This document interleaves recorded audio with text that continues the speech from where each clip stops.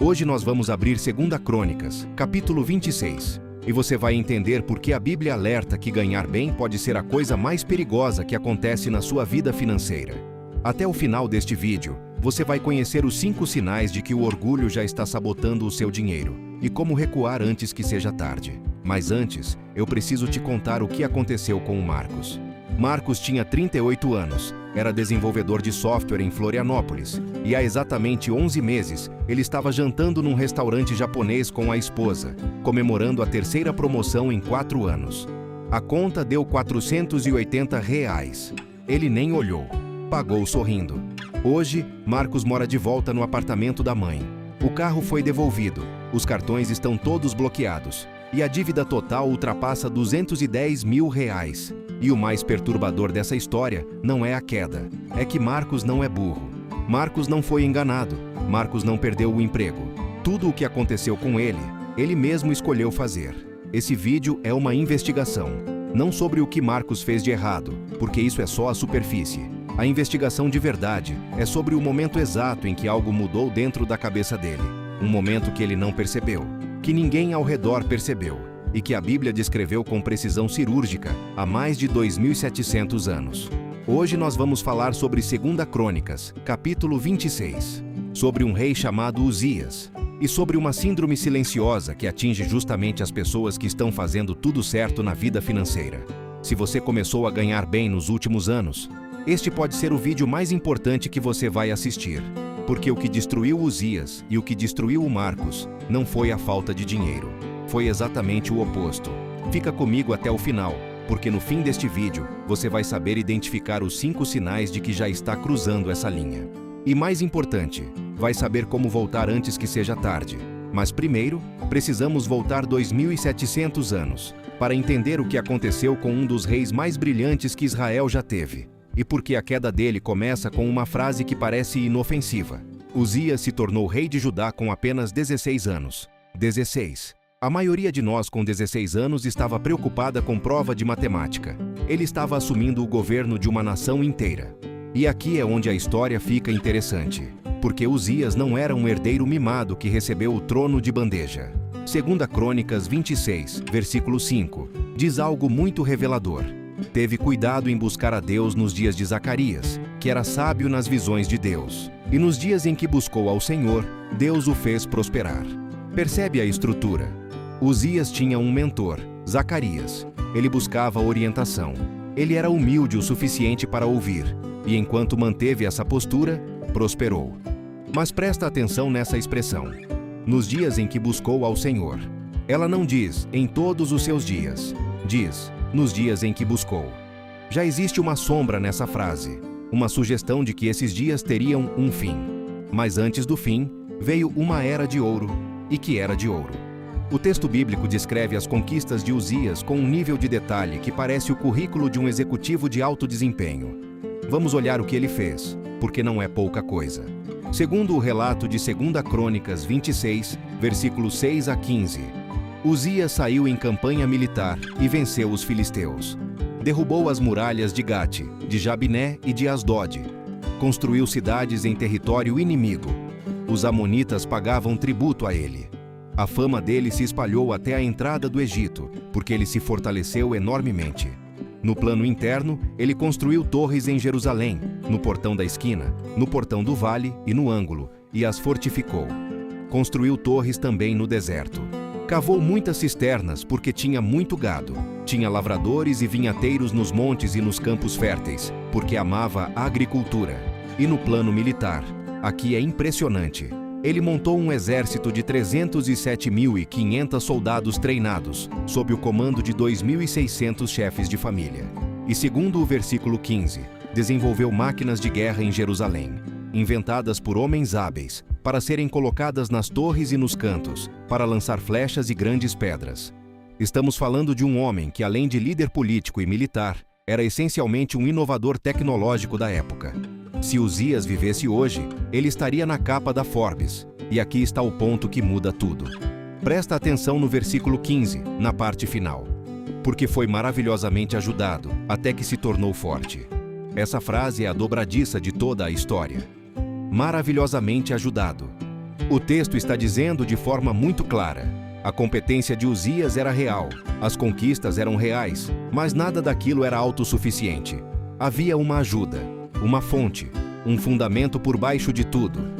Kenneth Bailey, um dos maiores estudiosos de cultura e contexto bíblico do Oriente Médio, observou que nos textos do Antigo Testamento, a fórmula "Deus o fez prosperar" nunca é usada como elogio passivo. É uma declaração de origem. É o escritor dizendo: anote de onde veio isso, porque vai ser importante depois. E foi importante. Porque tudo que vem a seguir nasce de uma única mudança.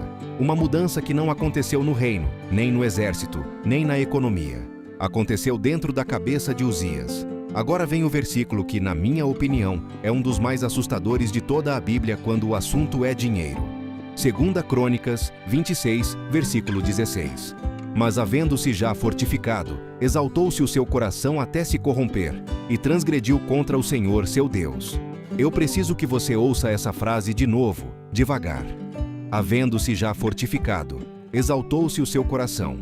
O orgulho não veio do fracasso, não veio da fraqueza, não veio de um desvio de caráter que sempre esteve ali. O orgulho veio diretamente do sucesso. A força gerou a exaltação. A competência gerou a arrogância. E é aqui que a gente precisa parar e olhar para a própria vida com honestidade. Porque a maioria de nós está preparada para lidar com o fracasso.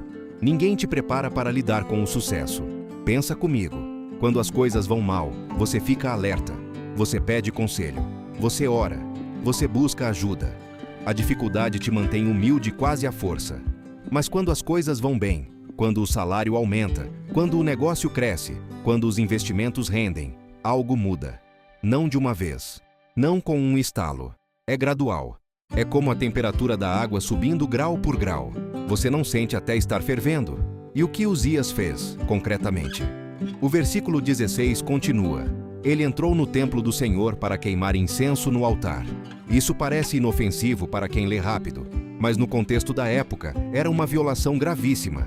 Queimar incenso era uma função exclusiva dos sacerdotes consagrados, filhos de Arão. O rei não tinha essa prerrogativa. Não importava o quão poderoso ele fosse. Darrell Bock, teólogo e pesquisador do Dallas Theological Seminary, observa que o ato de Uzias não foi uma ignorância acidental. Foi uma decisão deliberada de alguém que passou a acreditar que as regras já não se aplicavam a ele, que seu nível de sucesso lhe dava um acesso que outros não tinham. E se você está pensando, mas isso foi só um ritual religioso, o que isso tem a ver com finanças? Tem tudo a ver, porque o padrão é idêntico. Quando uma pessoa começa a ganhar bem, ela passa por estágios. Primeiro, gratidão, depois, confiança, depois, ousadia.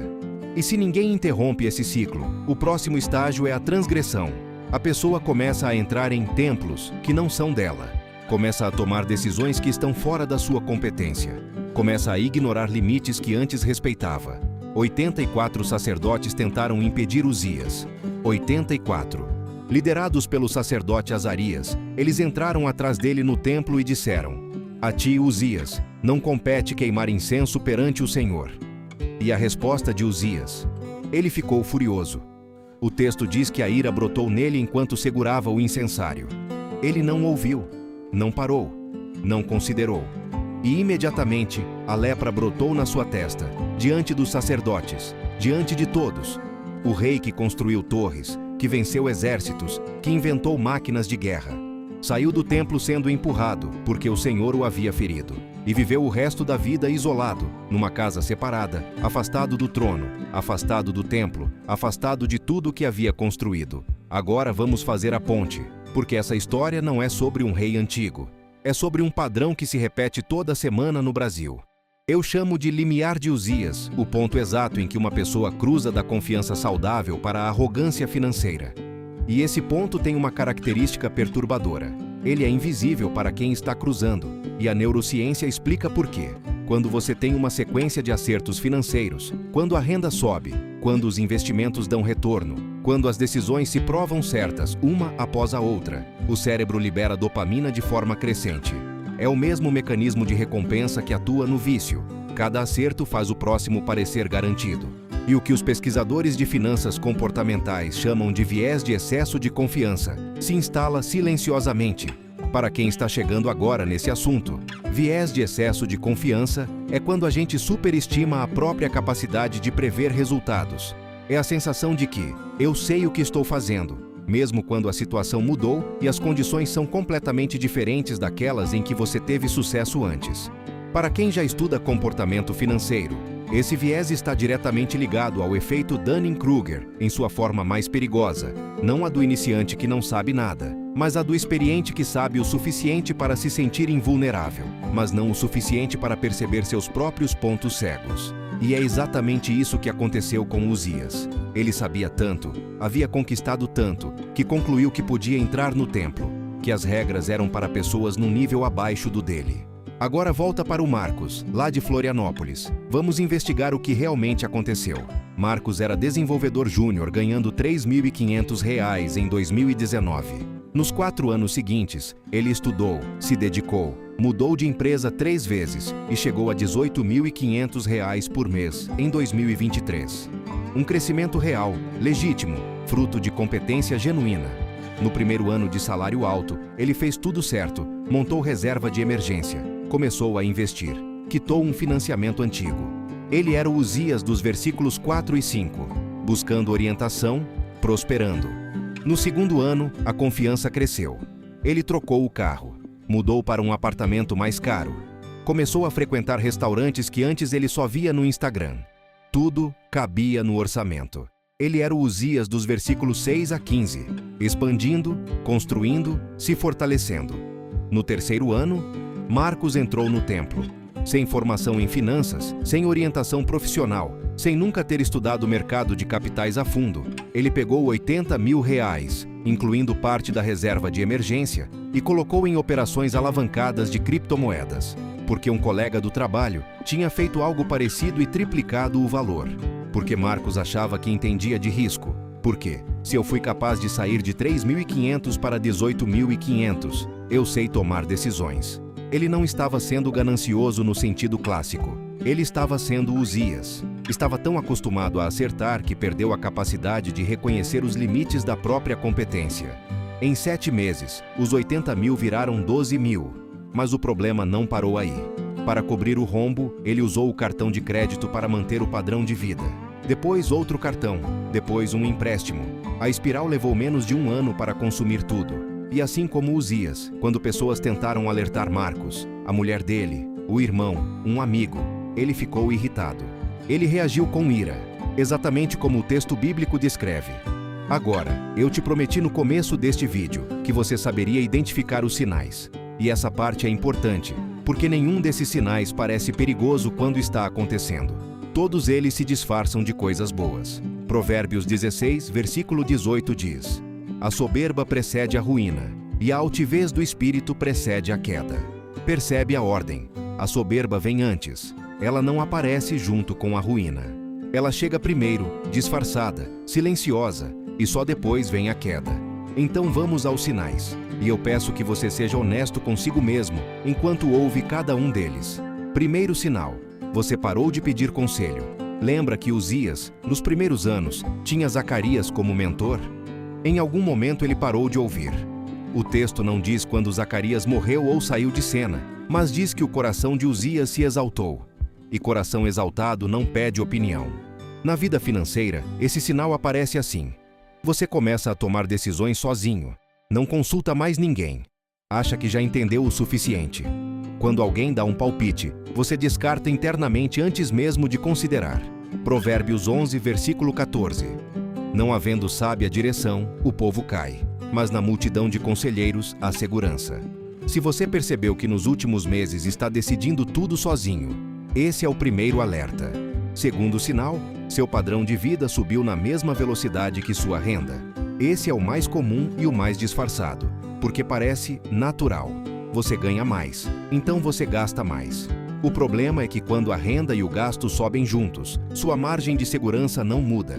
E muitas vezes diminui.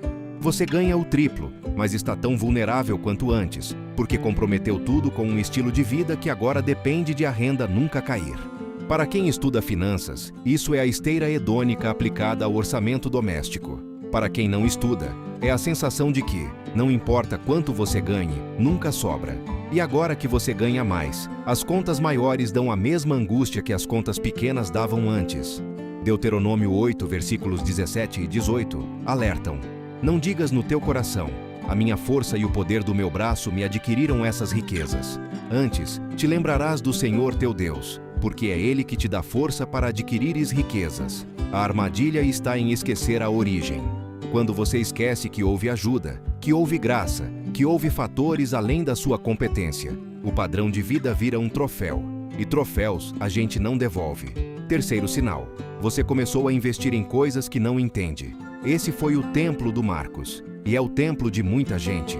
Criptomoedas alavancadas, day trade, sociedades em negócios que você não domina, imóveis comprados na emoção. A competência numa área da vida te convence de que você é competente em todas. Os 84 sacerdotes tentaram avisar Uzias. No mundo moderno, os avisos vêm de formas diferentes. O gerente do banco que questiona, o amigo que levanta uma sobrancelha, o cônjuge que pergunta: você tem certeza? E você ignora todos. Quarto sinal: você se irrita quando alguém questiona suas decisões financeiras. Esse é talvez o mais revelador. Porque a ira de Uzias no templo não era apenas raiva, era a reação de alguém que não tolera mais ter limites. Se uma pergunta honesta sobre suas finanças te provoca irritação em vez de reflexão, o limiar de Uzias pode já ter ficado para trás. Quinto sinal: você justifica exceções. Esse gasto é um investimento em mim mesmo. Só dessa vez. Mês que vem eu reponho. Eu mereço. Cada exceção isolada parece razoável, mas o padrão de exceções é a corrosão. É a erosão lenta que antecede o desmoronamento. Tiago 4, versículo 6 nos lembra: Deus resiste aos soberbos, mas dá graça aos humildes. E se você se identificou com 2 ou mais desses sinais, respira, porque a história não precisa terminar como terminou para Uzias. E a prova disso é a Débora. Débora tinha 41 anos, era enfermeira em Goiânia e em 2021 abriu uma clínica de estética com uma sócia. Em 2 anos, a clínica estava faturando R$45 mil por mês. A parte da Débora rendia cerca de R$15 mil líquidos, 4 vezes mais do que ela ganhava como enfermeira em plantões. E a Débora fez um percurso parecido com o do Marcos no início. Trocou de carro, mudou de bairro, matriculou a filha numa escola particular de R$2.800 por mês. Mas aí veio o momento que separou a história dela da história dele. Uma amiga ofereceu sociedade num segundo negócio, uma franquia de alimentação saudável. O investimento era de R$120 mil. Débora sentiu aquela certeza no peito, aquela voz que dizia: você já provou que sabe fazer negócio, você consegue. E ela quase foi, quase entrou no templo. Mas Débora fazia parte de um pequeno grupo de estudos bíblicos que se reunia às quartas-feiras. E naquela semana, por coincidência, ou talvez não, o tema era justamente Provérbios 27, versículo 24. Porque a riqueza não dura para sempre, e durará porventura a coroa de geração em geração. Ela contou ao grupo sobre a proposta, e uma mulher mais velha, Dona Aparecida, perguntou simplesmente: Débora, você entende de restaurante? Débora ficou em silêncio, porque a resposta honesta era não. Ela entendia de estética, de enfermagem, de atendimento clínico, de restaurante, nada. Dona Aparecida foi o sacerdote Azarias da Débora. Com uma pergunta simples e sem julgamento, ela iluminou o ponto cego. Débora recusou a franquia. Nos meses seguintes, investiu em expandir o que já entendia. Abriu uma segunda sala na clínica, fez um curso de gestão e começou a separar 20% de tudo que ganhava para uma reserva que não tocava por nenhum motivo. A diferença entre Marcos e Débora não foi inteligência, não foi sorte. Foi que Débora ainda tinha conselheiros, ainda ouvia. Ainda estava nos dias em que buscava ao Senhor, como o texto diz sobre o jovem Uzias. Talvez você esteja ouvindo isso e pensando: mas eu já cruzei o limiar. Já tomei decisões que não devia. Já estou no templo. E aqui eu preciso ser honesto com você sobre algo que o texto de Uzias não oferece, mas que o restante das Escrituras oferece de forma abundante: o caminho de volta. A história de Uzias termina em isolamento, mas a Bíblia não termina em 2 Crônicas 26. Se terminasse, seria apenas um livro de advertências, e não é. É um livro de restauração. O Salmo 51, escrito por Davi depois do pior erro da vida dele, diz no versículo 17: O sacrifício que agrada a Deus é o espírito quebrantado. O coração quebrantado e contrito não desprezarás, ó Deus. O caminho de volta começa com a mesma coisa que o orgulho elimina: a humildade de reconhecer. Reconhecer que você foi longe demais, que ignorou avisos, que confundiu confiança com invulnerabilidade. E na prática financeira, isso se traduz em ações concretas. Sentar, olhar os números reais, sem maquiar nada. Buscar um conselheiro, seja um planejador financeiro, seja alguém de confiança que tenha maturidade para dizer o que você precisa ouvir, não o que você quer ouvir. Recuar do que você não domina. Reconstruir margens de segurança antes de voltar a crescer. Provérbios 24, versículo 16. Porque o justo cai 7 vezes e se levanta. Não diz que o justo nunca cai. Diz que ele se levanta. E se levantar exige primeiro admitir que caiu. Se esse vídeo fez sentido para você, eu te peço 2 coisas. Primeira, manda para alguém que está crescendo financeiramente, porque talvez essa pessoa precise ouvir isso antes que seja tarde. Segunda, se inscreve no canal e ativa o sino, porque toda semana a gente investiga juntos o que a sabedoria mais antiga do mundo tem a dizer sobre o seu dinheiro. E lembra, o problema nunca foi ganhar bem. O problema é esquecer de onde veio a força para ganhar. Até o próximo vídeo.